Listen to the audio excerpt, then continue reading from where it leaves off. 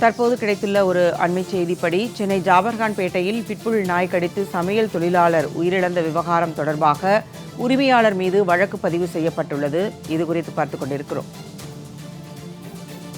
Chennai ஜாபர்கான்பேட்டையில் pit bull நாய் கடித்து சமையல் தொழிலாளர் உயிரிழந்த விவகாரம் தொடர்பாக உரிமையாளர் மீது வழக்கு பதிவு செய்யப்பட்டுள்ளது. இதுகுறித்தான அண்மை செய்திகளை தற்போது பார்த்துக் கொண்டிருக்கிறோம். நாயின் உரிமையாளர் பூங்கொடி மீது 2 பிரிவுகளில் வழக்கு பதிவு செய்யப்பட்டுள்ளதாக தகவல்கள் தெரிவிக்கின்றன. இதுகுறித்தான கூடுதல் விவரங்களுடன் எமது சிறப்பு செய்தியாளர் ராம்குமார் இணைகிறார். வணக்கம் ராம்குமார், இது குறித்தான விவரங்கள் என்ன? நிச்சயமாக ஜெயா, நேற்று சென்னை ஜாஃபர்கான்பேட்டை VSM கார்டன் பகுதியை சேர்ந்தவர் கருணாகரன். இவர் வீட்டின் அருகே இருக்கும்போது அருகே உள்ள பிட்புல் என்ற தடை செய்யப்பட்ட நாய் கடித்ததில் சம்பவ இடத்திலேயே உயிரிழந்தார். அது மட்டுமின்றி அந்த நாயின் உரிமையாளர் பூங்கொடி மீதும் அந்த நாய் தாக்கியதில் அவர் பலத்த காயத்துடன் ராயப்பேட்டை அரசு மருத்துவமனையில் அனுமதிக்கப்பட்டிருக்கிறார். இந்த சம்பவம் இந்த பகுதியில் பெரும் பரபரப்பை ஏற்படுத்தியிருக்கிறது. இந்த சம்பவத்தில் குமரநகர் போலீசார் பூங்கொடி மீது 2 பிரிவுகளில் வழக்கு பதிவு செய்திருக்கிறார்கள்.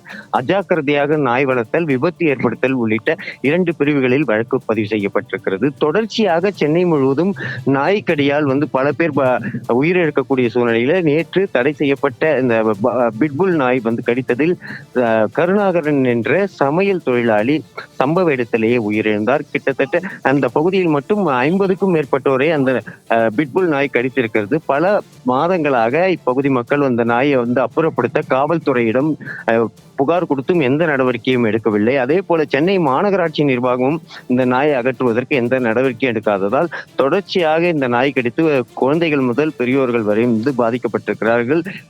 அதிகபட்சமாக நேற்று கருணாகரனை கடித்ததில் கழுத்து மற்றும் தொடை உள்ளிட்ட பல்வேறு பகுதிகளில் பலத்த காயம் ஏற்பட்டு துடித்து சம்பவ இடத்திலேயே உயிரிழந்திருக்கிறார். இந்த சம்பவத்தில் குமரநகர் போலீசார் வழக்கு பதிவு செய்து விசாரணை மேற்கொண்டு வருகிறார்கள். கருணாகரனின் உடல் சென்னை KK நகர் ESI மருத்துவமனையில் பிரேத பரிசோதனைக்காக வைக்கப்பட்டிருக்கிறது.